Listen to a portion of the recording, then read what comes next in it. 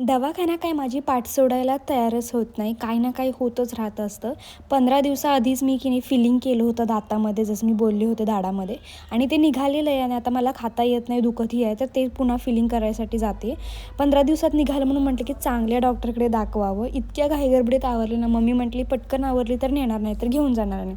पटकन कामही आवरली, वाळू घातलेली कपडे काढले आणि मशीनमध्ये कपडे धुवायला टाकले. गेल्यानंतर पहिल्यांदा गौरीलाही भूक लागली होती, मग पाणीपुरी खाल्ली, सोबतच भेळ पण खाल्ली. त्यानंतर मग डॉक्टरकडे गेलो, अपॉइंटमेंट वगैरे घेतलीच होती. गेल्यानंतर डॉक्टर म्हटले आहेत की ठीक आहे, आता आपण टेम्पररी वालं फिलिंग करून बघूया, जर काही दुखलं नाही आणखीन 4-5 दिवसांमध्ये तर मग पुन्हा परमनंट करून घ्या. पण मला इतकं जास्त तिथं दुखलं ना की अजूनही माझ्या डोक्यात ना एडिटिंग करताना तेच यायला लागले. त्यानंतर घरी गेले मम्मीकडे. नंतर गौरीने मला घरी सोडलं. घरात थोडीशी भांडी होते, ते धुवून झाल्यानंतर मग स्वयंपाकाला लागले. म्हटलं जास्त वेळ कणिक मुरून राहिले तर बरं होतं. त्यानंतर आज घोलमा बनवायचा होता.